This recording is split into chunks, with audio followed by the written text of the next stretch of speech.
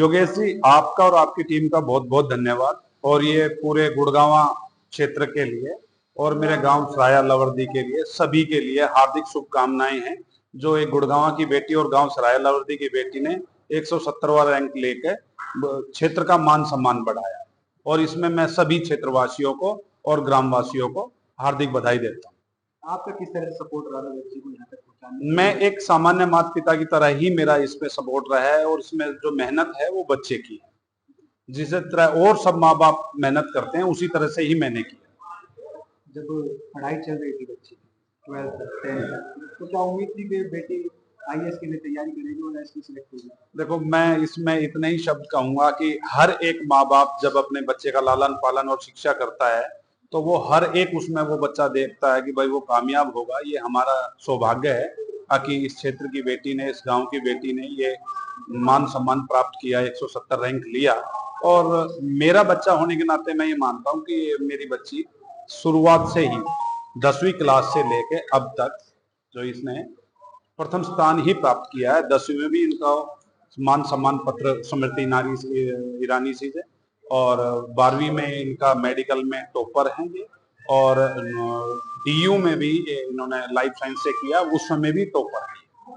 ग्रामीण इलाके में बहुत से लोग बेटियों की शिक्षा पर प्राथमिकता नहीं देते, अपने बेटी की भी शिक्षा पर प्राथमिकता दी है। मैं इसका श्रेय मेरी माता जी अशरफी देवी और मेरे पिताजी को दूंगा। उनका एक वो था कि भाई आप बेटियों को पढ़ाओ और इनको शिक्षित करो। अगर एक बेटी शिक्षित होती है तो पूरा समाज शिक्षित होता है, और मैं उसी प्रेरणा के साथ कार्य कर रहा हूँ। और आज ये उसका नतीजा है कि एक बेटी ने मान सम्मान का कार्य किया। फर्स्ट अटेम्प्ट जो है वो क्लियर नहीं हो पाया। हाँ, बेटी का फर्स्ट अटेम्प्ट क्लियर नहीं हो पाया था। फैमिली में थोड़ी सी प्रॉब्लम थी, मेरी माताजी बीमार थी और थोड़ा सा मतलब भाग्य ने साथ नहीं दिया था, तो ये प्रीलिम्स में रह गई थी। लेकिन इन्होंने अपना हौसला नहीं हारा और ये लगातार अपने कार्य में लगे रहे, और आज उसका नतीजा है कि ये अच्छा रिजल्ट आया। आपको भी हाथ लगी जब फर्स्ट अटेम्प्ट नहीं हुआ था, तो आपने किस तरह से धैर्य बनाया? देखो, एक माता पिता को तो हमेशा अपने बच्चे पे उम्मीद ही रहती है कि वो हमेशा अच्छा करे, और कई बार ऐसा होता है कि आपको अनुकूल नहीं मिलता है, पर माता पिता का कार्य यही होता है कि वो बच्चों को प्रोत्साहन करते रहें। मैंने उस समय भी यही कहा था कि बेटा कोई दिक्कत नहीं है, आप अपनी मेहनत जारी रखो, मेरे को आप पे विश्वास है, और वो विश्वास आज इन्होंने कायम करके भी दिखाया। बहुत से लोगों का मानना है कि बिना कोचिंग की यूपीएससी क्लियर करना मुश्किल है, और बेटी ने कोचिंग लेने से मना कर दिया। कितना विश्वास था कि बेटी पढ़ने के बिना? मेरे को इन पे विश्वास, मैंने जब इन्होंने मेडिकल में के समय में मेरे को जब +2 में था तो मेरे को ये लगता था कि भाई +2 में भी इनको वो ट्यूशन और वो लेना चाहिए था, और इन्होंने जब +2 में ही टॉप किया था तो उसके बाद में मेरे को विश्वास था कि भाई हाँ, मेरा बच्चा कामयाब हो जाएगा। उन्होंने +2 में भी कोई ट्यूशन नहीं लिया था और अच्छे मार्क्स आए थे, और इन्होंने ही मेरे को बताया कि पापा, कोचिंग सेंटर जो होते हैं वो आपको भ्रमित करते हैं, वो आपको अपने रास्ते पे चलना सिखाते हैं। चलना आपने है, तो आप अपने तरीके से एक सेल्फ स्टडी जो है वो सबसे बढ़िया माध्यम है। कितनी रैंक आई है आपकी? मेरी इस साल रैंक 170 आई। कब से तैयारी कर रहे थे सुमन, और किस तरह से आपने एम बनाया हुआ था, क्या बनना था आपको, कब सोचा था? मैंने जनवरी 2021 से सीरियसली पढ़ाई शुरू कर दी थी। 2019 में मैंने, जब मैं कॉलेज में थी, तो मैंने सोचा था कि मैं इस स्ट्रीम में जाऊंगी, और मेरे पेरेंट्स का पूरा सपोर्ट रहा। उनकी वजह से ही मैं यहाँ पे पहुंची। आईएएस क्यों चुना? ब्राइट की नौकरी यानी कि पुलिस सर्विस भी करते, क्या कुछ खास आप करना चाहती हैं? किसके लिए करना चाहती हैं, किस वर्ग के लिए करना? मेरी फर्स्ट प्रेफरेंस आईएएस है, सेकंड आईपीएस है। मेरा पूरा रहेगा कि मैं गुड गवर्नेंस में अच्छा काम कर सकूं, और बाकी मेरा ज्यादातर ये रहेगा कि मैं बच्चों के लिए काम कर सकूं। फॉर एग्जांपल, मेरे घर के साइड में ही 2 बच्चे हैं, उनकी अच्छी परवरिश नहीं हो पा रही है, तो अगर मैं सरकार में जाती हूँ तो मैं उनके लिए कुछ अच्छा कर सकती हूँ, और ऐसे बहुत सारे बच्चे हैं जिनके लिए मैं कुछ कर पाऊंगी। और कितनी तैयारी की आपने? कहते हैं कि घंटों पढ़ना पड़ता है, आपका क्या शेड्यूल था, क्या टाइम टेबल था पढ़ने के लिए, और परिवार के लिए किस तरह टाइम था? मैं बहुत ही नॉर्मल लड़की हूँ, मैं सारा घर का काम करती थी और ऐसे घर में ही रहती थी, अपना सेल्फ स्टडी ही करती थी। 8 to 10 आवर्स मैंने पूरा अपना डिसिप्लिन से बना रखा था, पूरा शेड्यूल।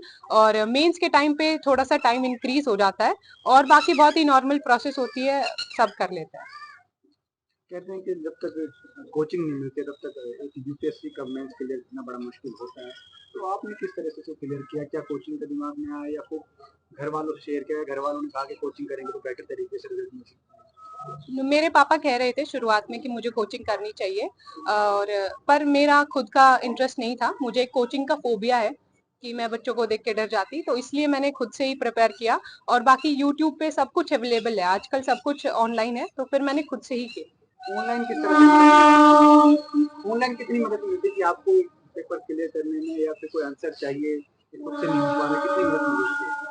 ऑनलाइन आजकल सब कुछ अवेलेबल है, जैसे टॉपर्स की कॉपीज होती है, तो मेंस के टाइम पे मैं हमेशा टॉपर्स की कॉपी को देख के फिर अपना आंसर लिखती थी, जिससे मुझे पता चल जाता था कि मैं कितने पानी में हूँ। और ऐसे ही फिर मैंने मेंस में एक बार टेस्ट सीरीज लगाई थी, उसके अलावा कुछ। बहुत सारे बच्चे जो है चाहते हैं कि यूपीएससी का एग्जाम क्लियर करें, लेकिन फाइनेंशियल कंडीशन अच्छी नहीं होती है। इनकी किस तरह से मदद करेंगे अगर अगर आप एडमिनिस्ट्रेशन में रहते हैं?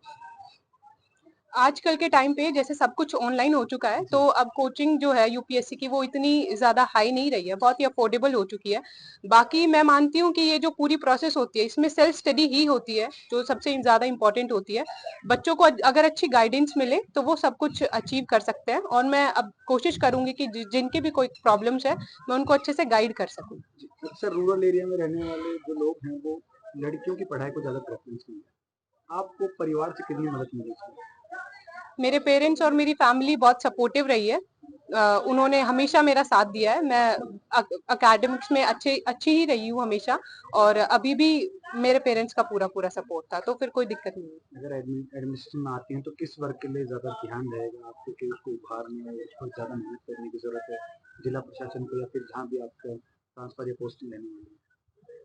वुमेन्स पे और गर्ल्स पे, उनकी एजुकेशन पे हमें ज्यादा काम करने की जरूरत है, और बाकी हम सब मिलके सब कुछ अच्छा कर सकते हैं। बहुत से लोगों का मानना है कि कोचिंग के बगैर यूपीएससी क्लियर नहीं हो सकती। ऐसे लोगों को क्या संदेश देंगे? ये बहुत ही बड़ा मिथ है, और मैंने बहुत सारे बच्चे देखे जो कोचिंग में फंस जाते हैं। मैं यही कहूंगी कि सिर्फ सेल्फ स्टडी ही है जो हमें सही रास्ता दिखा सकती है और हमें सही मंजिल पे पहुंचा सकती है। बहुत से जो स्टूडेंट्स होते हैं कंपटीशन में भाग लेते हैं, पहली बार में ही हार मान लेते हैं और उसके बाद या तो ट्राई नहीं करते हैं फिर कुछ गलत कदम उठा लेते हैं। उनके लिए क्या संदेश है? जैसा कि ये भी मेरा भी एक सेकंड अटेम्प्ट है। फर्स्ट में मेरा प्रीलिम्स में मेरा मैथ्स नहीं हो पाया था, तो उस टाइम पे मेरा भी बहुत डाउन पीरियड चला था। लेकिन उस टाइम पे अगर फैमिली अच्छे से सपोर्ट करे और बच्चा खुद के अंदर कॉन्फिडेंस रखे कि मैं कर सकता हूँ, तो हम सही रास्ते पे पहुंच सकते हैं। सबसे ज्यादा सपोर्ट घर में किसका रहा? भाई का, मम्मी का या फादर का? ऐसा अकाउंट करना तो थोड़ा डिफिकल्ट है, लेकिन मम्मी ही होती है टॉप मोस्ट, जिन्होंने हमेशा मेरे लिए प्रेयर्स करी है और हमेशा मेरा साथ दिया है, तो मम्मी। देखो जी, ऐसा है, खुशी का माहौल ऐसा है कि वो जताया नहीं जा सकता। कोई पैरामीटर ऐसा बनाया नहीं गया है जिससे मैं बता दूं। पर जो अपार खुशी होती है, जो हमने सुना है कि अपार खुशी एक वर्ड होता है, वो खुशी हमें मिली। हमारे परिवार का पूरा सहयोग रहा, गांव का सहयोग रहा, और हमें बहुत खुशी है कि हमारे घर से एक मेंबर यूपीएससी क्लियर करके एक अच्छी रैंक के साथ सक्सेस हुआ है। और हम उम्मीद करते हैं कि हमारे इन्होंने एक पहल जो स्टार्ट किया, हमारे बाकी बच्चे भी इसमें पूरा सपोर्ट करेंगे, कोऑपरेशन रहेगा बच्चों का। और एटलीस्ट एक जो पहले बच्चे के लिए हर्डल होता है, अब वो हर्डल हमारे एटलीस्ट क्लियर हो चुके हैं।